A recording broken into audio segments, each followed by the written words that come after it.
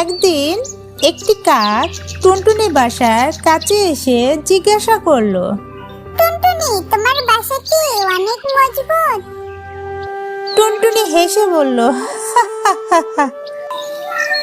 হ্যাঁ, আমার বাসা মজবুত। তুমি কেন জানতে চাইছো? কাক বলল, আমি তোমার বাসায় এসে থাকতে চাই। টুনটুনি একটু ভাবলো এবং বলল, ঠিক আছে, তুমি থাকতে পারো, কিন্তু আমার বাসা ছোট। তুমি যদি খুব শান্তিতে থাকো তবেই জায়গা হবে। কাক বাসায় উঠলো। কয়েকদিন সব ঠিকঠাক চললো, কিন্তু কাক প্রতিদিন টুনটুনির খাবার খেয়ে ফেলে আর বাসা নোংরা করে। अगर आपको मेरी वीडियो টুনটুনি কাককে বারবার অনুরোধ করলো ভালো আচরণ করতে।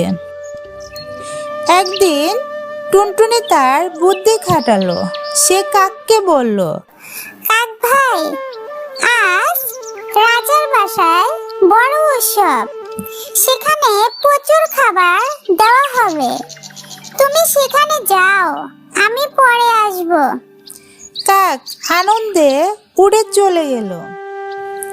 টুনটুনি তখন তার বাসা পরিষ্কার করে মজবুত করে তৈরি করলো।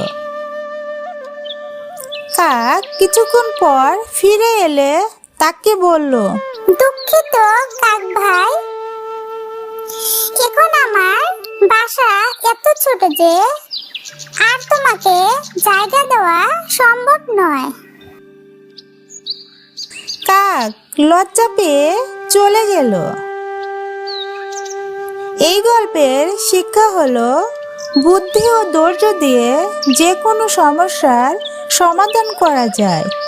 অন্যকে সম্মান করতে হলে নিজের আচরণও সুন্দর করতে হবে।